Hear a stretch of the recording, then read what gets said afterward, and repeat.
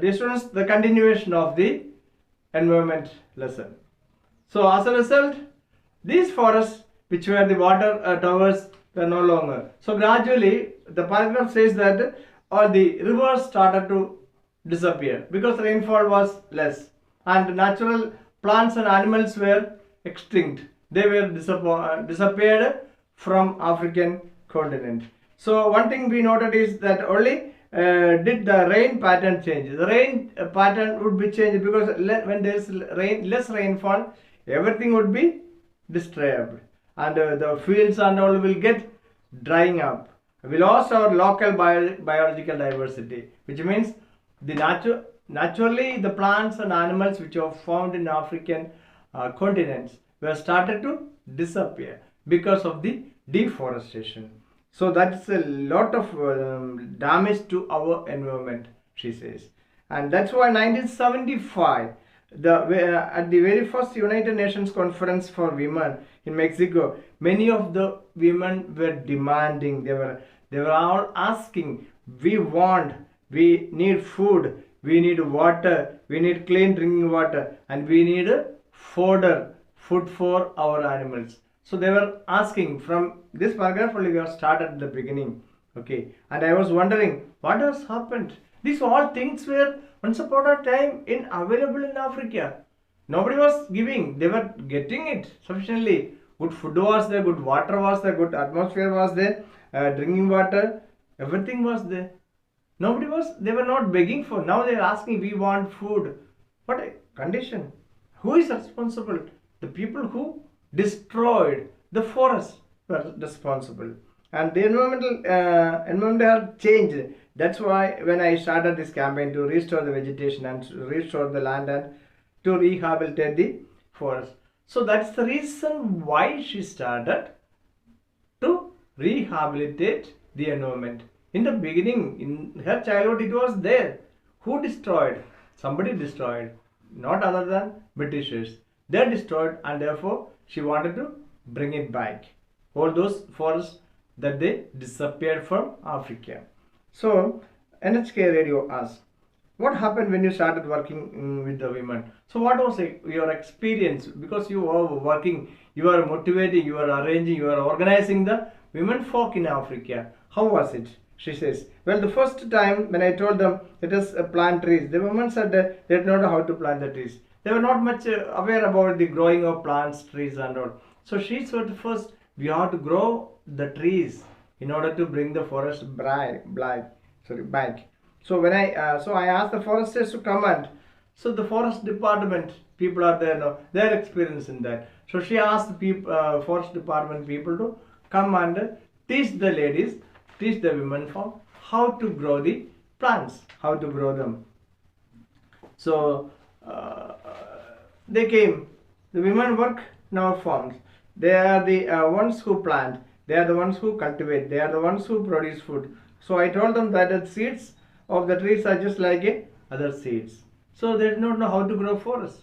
She said that the trees of the seeds of the forest trees are also same like other seeds. We have to grow them. So if we are to treat these tree seeds the same way, when we are growing the other plants, how we are doing the same procedure, you have to do that. I told them to look the seeds there, they will germinate, and she taught them how to grow the forest seeds into trees, and they started to do like that. Because in the beginning it was difficult for the African women who are not educated to adjust with these all forest seeds. But soon they gained confidence and they became very competent foresters. So their ultimate aim was to grow as many trees as they could. So I call them foresters without diplomas, because they have no degrees, they have no education. Basically they are all ordinary village people. They never went to school also. Such people, they started to grow the trees. Therefore she called them as the foresters without diplomas. And what do you think they responded so well at your message? So they asked, what's the secret? How could you make them understand what you want to say through your message? So it was a need. When the women said they needed firewood, building material, we responded to that need. So here, How did Wangari Maathai get the confidence from the women? Because they were asking for firewood, and she told, okay, you grow these trees. When you grow, you can cut it down. So anyway, plant trees, then you can have the firewood. So in the tropics, trees grow very fast. So in 5 to 10 years, these trees serve as the firewood. So building materials. So growing the trees was the solution, she understood. Once we had planted those trees, the paragraph is all about what? The movement that she understood. That she undertook.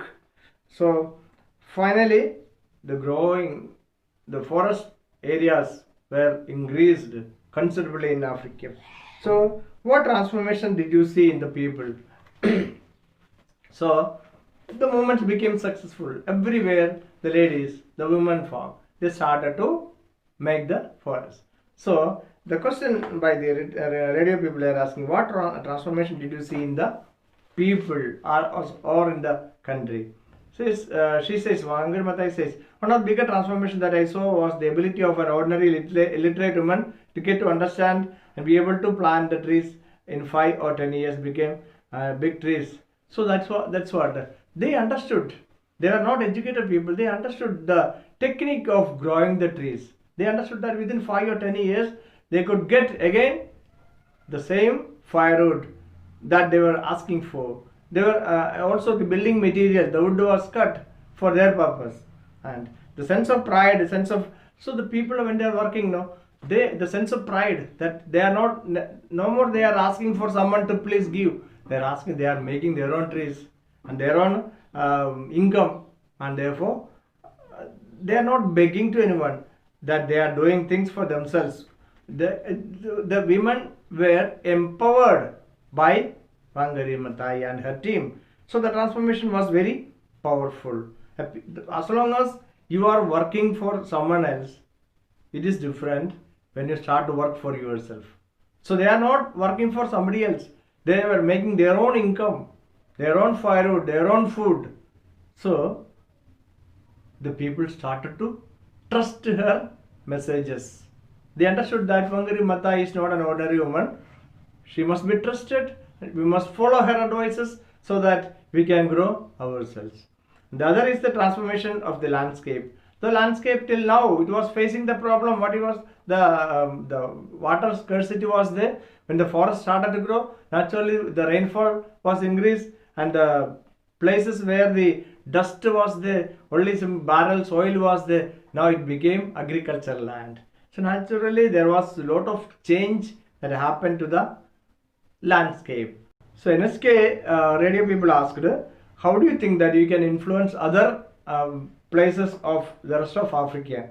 So they says our efforts will inspire the people. Definitely the news will come in medias, social media, and okay, that time social media was not there, but television and all was there. So it slowly the news about Wangari Maathai's movements, Green Belt movement was getting spread over. So other people also started to take up the projects, and she says that I'm very happy about the fact that now in Africa you see efforts everywhere. She says that everywhere people started to grow the plants, and I see a lot of people now like Somalia, Ethiopia. These are all poor countries in the African continent. They all undertook the growing of forest trees. So I see a lot of African leaders encouraging each other to engage in dialogues. Previously, there was people were asking for justice. People were asking for food, water, and the authority used to suppress them by beating, by suppressing the movements, strikes. Now the authorities or the government people, officials understood the importance of growing plants, growing trees. So what is the one thing we can do? Finally, the question was asked by the NSK radio people that what is the message? What we can do, in fact, to protect the nature? So Wangari Maathai says, final answer. She says, for me, my greatest activity is to plant trees.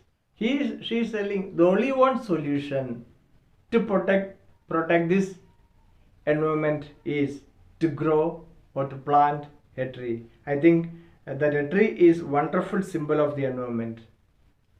See, if trees are there, everything will be naturally okay. And when people are destroying the trees, all the natural atmosphere is destroyed. So we must plant more and plant more and more trees for our upcoming generations, for our children. Not only for children, for our birds, for our animals. And when these all living things are living together only, the life becomes quite beautiful. Okay, so please learn something from this lesson about the importance of protecting the environment. Don't use plastics, stop using plastics, and grow more and more trees. That's how you too can save this environment. Love your nature, love your country.